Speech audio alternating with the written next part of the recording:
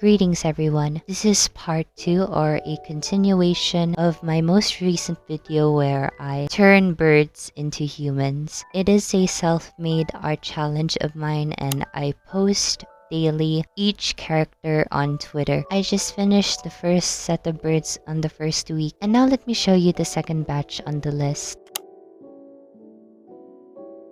In day 11, we have the Hen Harrier. The starbird is quite similar to the red kite. Males and females in this species are very distinct through color and size. Males are usually in the gradient of gray, black, and white, while the females are larger in size and are spotted in particular with the shades of brown. I decided to go with the female route because they served interesting wings. I find myself in how widespread these wings are, similar also to other birds who take flight, and these wings are majestic to look at. Similar to day 2 of this challenge, I decided to make the wings the focal point of the character design. Once again, I have little knowledge of this bird's particular traits or behaviors, so my next best second option is to research the video footage, and what I found is this male harrier trying to impress this female harrier through the way that he flies, his flight skills. I had the idea in mind that I would make this character more like a very beautiful woman and are constantly bugged by suitors. The end result is what I imagined, a little bit of glamour. She has this old money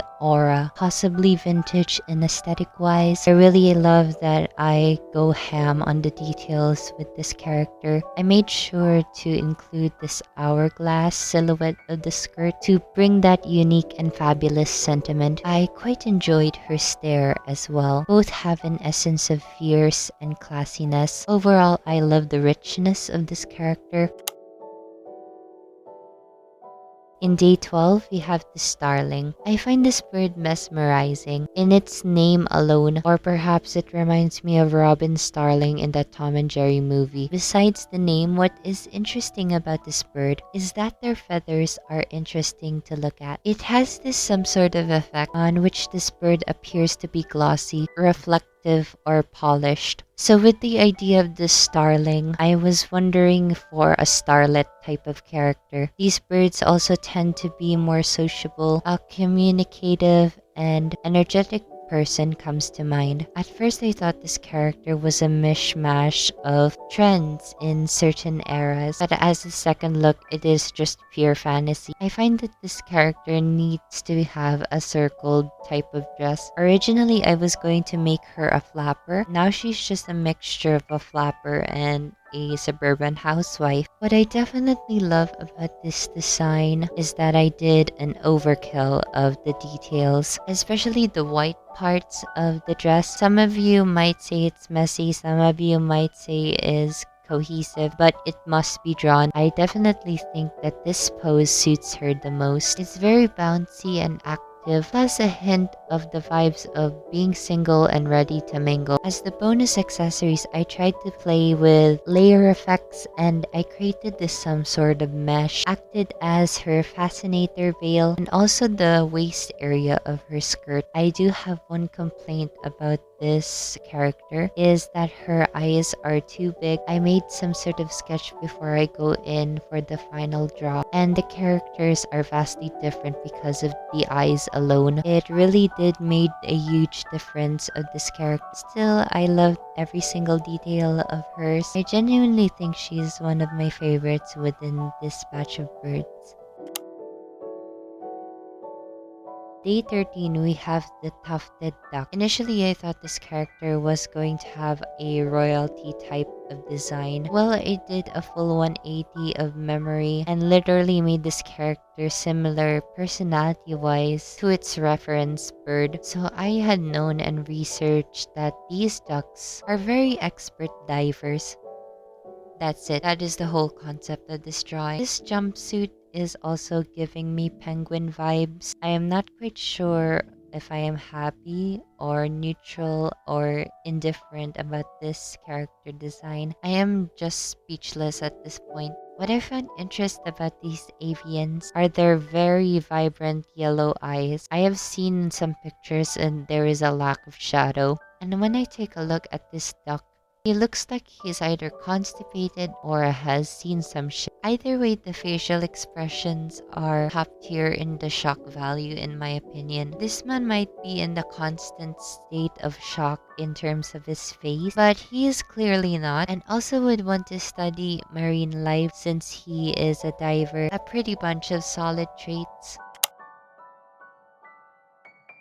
Next, in day 14, we have the dipper. I picked this bird mainly on dipper pines. Gravity Falls is a taste. Anyways, this bird is very out there. The specialty is that they bob their heads up and down, maybe to the rhythm of the beat. I am not sure how to incorporate that in this drawing. Maybe I had an idea to make him someone who wears headphones 24/7 on high volume, but I stick to this character design who is in a borderline T pose, maybe a Y pose, I do not know. And suddenly I really liked how he turned out. I made sure to turn his necklace into some sort of insect symbolizing their diet and wrapped it around him in a chain-like manner. This bird inhabits near water areas. His clothes can scream nature, but it is also giving Peter Pan. At the end result, I really like the dipper. It is an interesting bird. Due to its bobbing nature, I declared that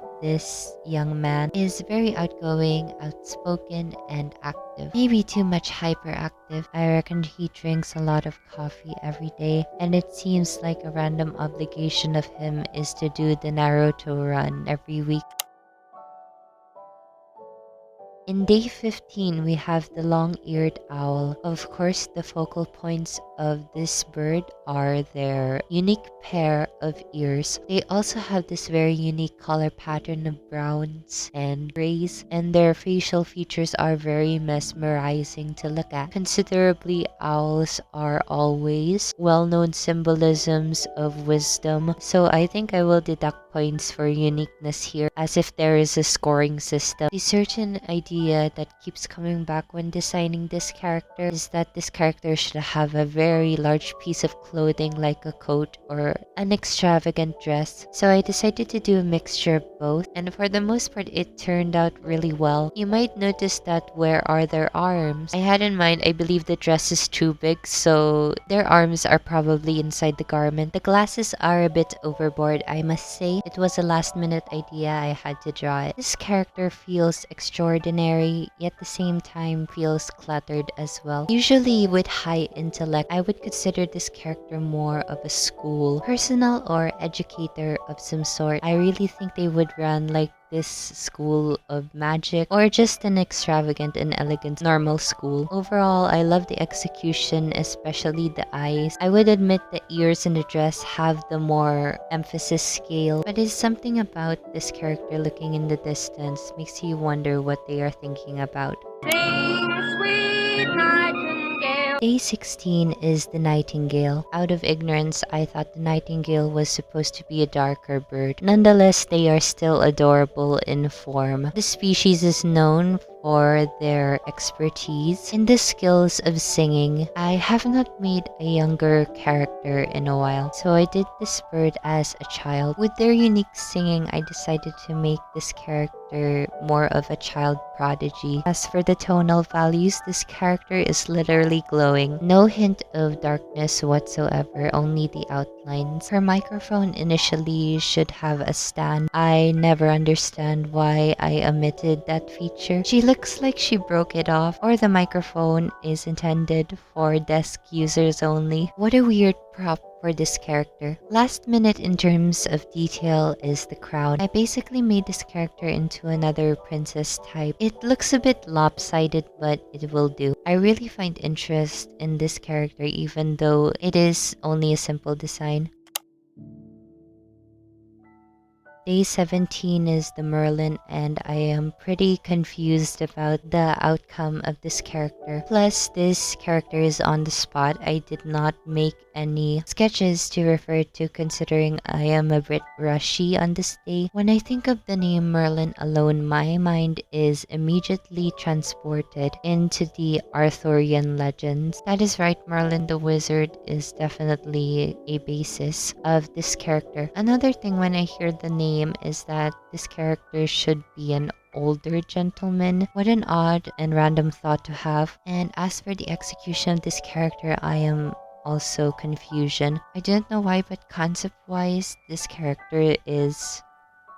This concept was a mess. The only thing I can decipher about this character is maybe he is some sort of a wealthy tycoon or an owner of a successful business. Scrooge McDuck is coming for me. Maybe another base point when I was thinking ideas of this character is the Monopoly Man. Maybe the cane and the hat are the influences. Appearance-wise, I went crazy with some of the patterns. It is vintage camp. I am not sure. I am still confused. Anyway, so this is the outcome of this character. He is very funky of that outfit of his, but I wish I could have done more in terms of conveying his character.